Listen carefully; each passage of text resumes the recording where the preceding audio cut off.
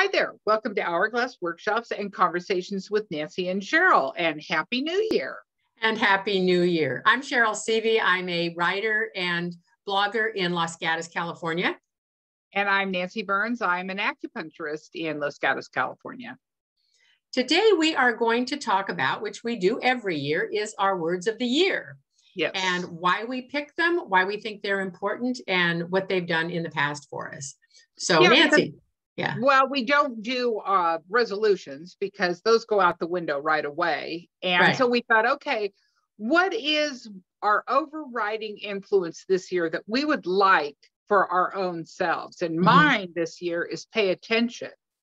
And I came to that because last year I realized that I spend so much of my life thinking ahead in the future, planning, plotting, organizing, that I do things on autopilot, and then I go back to get something or complete something and I can't find it because I wasn't paying attention in the first place. So I'm going to remedy that this year. Slow down and be present. How about you? Well, mine this year is Carpe Diem. And it is, it's really focused. I'm a good planner. I'm a good strategist. I think ahead, I plan ahead. However, I don't do what I plan. And it's about doing the daily activities and really focus on what's important for that day, not getting caught up in the future. I'm not a regret-driven person, or I don't lament about the past, but it just really, hopefully it'll instill in me a sense of each day, each minute, each hour is far more precious than I think. Well, so we're both kind of on the same page, And we came at these independently, by the way. Yeah, we did. But it's interesting because neither of us dwells on the past at all. What's done is done, and I move on, never to revisit it, But I do find that both of us have a tendency to be plotting and planning for the future.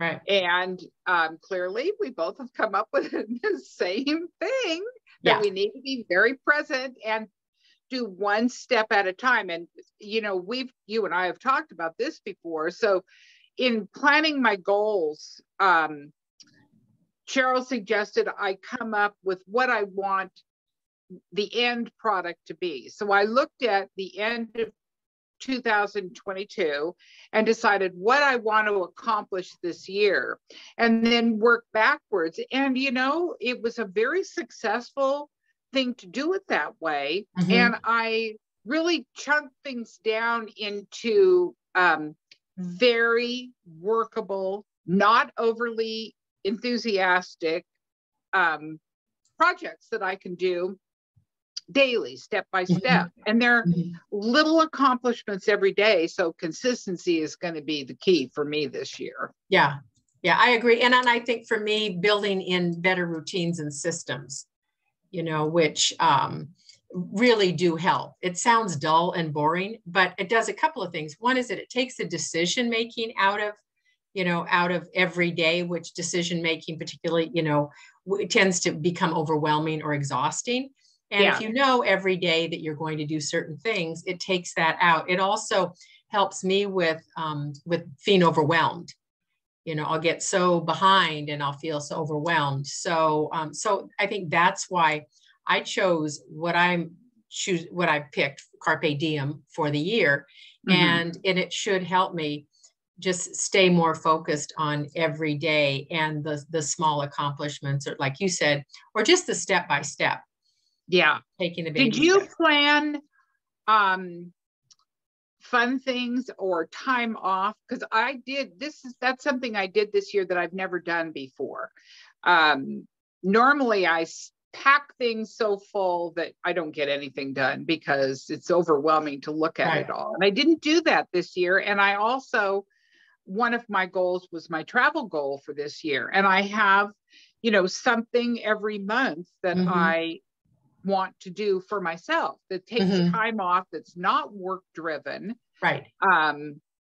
So that was kind of a nice thing, which I've never done before. I know a lot of people really are very they have the carrot hanging out in front of them so that they work to get that carrot, have that trip or take that cruise or whatever. And I've never been like that, but I'm going to give it a try this year. Good. So. Good.